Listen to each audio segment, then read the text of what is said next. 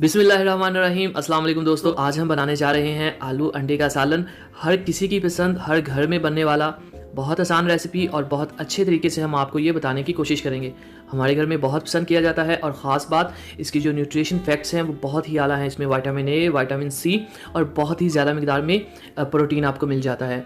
तो हेल्थ और टेस्ट एक साथ। और शुरू करते हैं। सबसे पहले कढ़ाई रखेंगे गैस के ऊपर और इसमें डालेंगे हम थोड़ा सा कुकिंग ऑयल और अब हम इसमें प्याज ऐड कर देंगे।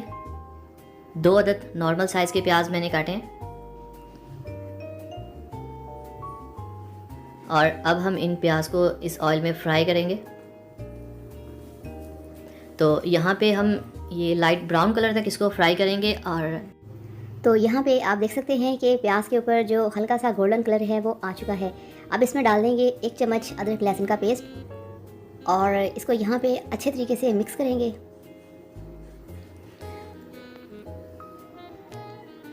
इसको तकरीबन हम 1 से 1.5 मिनट पकाएंगे, 2 मिनट, ताकि जो अदरक लहसुन का पेस्ट है वो भी अच्छे से पक सके।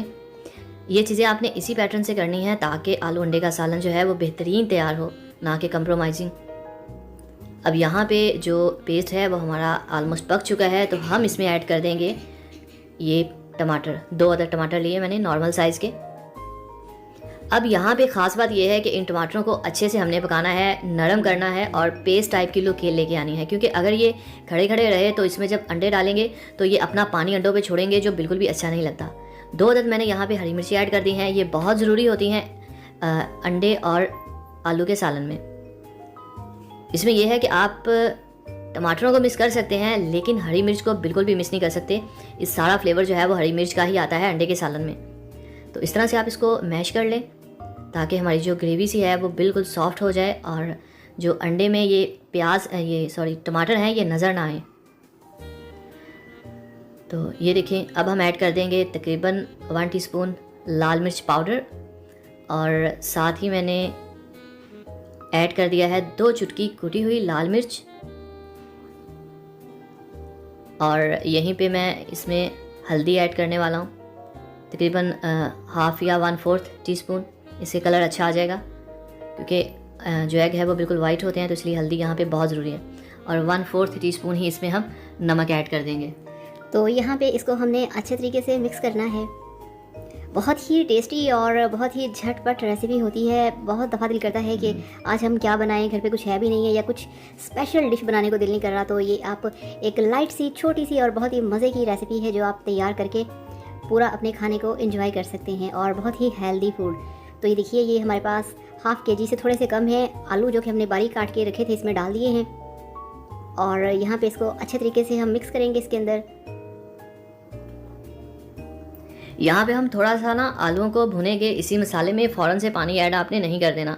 इससे ये होता है कि आलू का जो फ्लेवर है वो एक फ्राइड वेजिटेबल जैसा आ जाता है। अगर हम इसको डायरेक्ट यहीं पे पानी ऐड कर देंगे बग़ैर भुने तो फ्लेवर जो है वो इतना अच्छा नहीं आता। अब यहाँ पे मैंने पानी ऐड कर दिया, इसमें कोई 1.5 प्याली। ये ज़रूरी होता है क्योंकि आलूओं को गलाना भी है।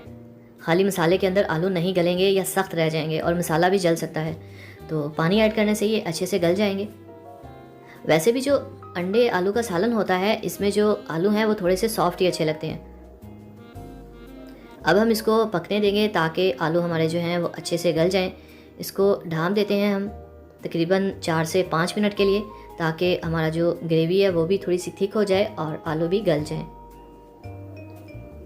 तो बीच में मैंने इसको हिलाता रहा हूँ, देखता रहा हूँ कहीं जले तो नहीं, तो आप भी इस तरह चेक करते रहिएगा।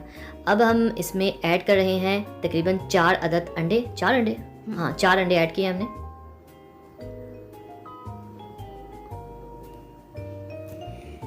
तो आप देख सकते हैं कि इसकी कितनी यमी लुक है और बहुत ही अट्रैक्शन है इस वाली डिश में। तो यहाँ पे फ्लेम हम थोड़ा सा हाई रखेंगे और चम्मच जो है वो हमने बहुत ही स्लो इसके अंदर हिलाना है, क्योंकि इसको एकदम से कीमा नहीं करना। और मैं आपको बताता चाहूँ कि अंडे के अंदर जो है वो प्रोटीन बहुत ज़्यादा मिकदार में होता है, जो आपकी हेल्थ के लिए, हड्डियों के लिए, आपके मसल्स के लिए बहुत ज़रूरी है। और साथ ही इसमें विटामिन ए और इसके साथ ही आपको इसमें गुड कोलेस्ट्रॉल भी मिल जाता है। एक बैड कोलेस्ट्रॉल होता है, एक गुड कोलेस्ट्रॉल होता है। अंडे की जर्दी में जो कोलेस्ट्रॉल होता है ये गुड कोलेस्ट्रॉल होता है और ये 100 mg में आलमोस्ट 120% आपको मिल जाता है, मतलब डेली रिक्वायरमेंट के मुताबिक। अब हम इसमें ये गरम मसाला हमने डाल दिया है और इसके अंदर जो गरम मसाला होता है वो बहुत ही टेस्टी लगता है, और इस मसाले के अंदर सारे स्पाइसेस हैं। तो इसको अच्छे तरीके से मिक्स करेंगे और आप देख सकते हैं कि ये बहुत अच्छे तरीके से भुन चुका है। अब यहाँ पे इसमें हम चम्मच हिला सकते हैं अच्छी तरह से।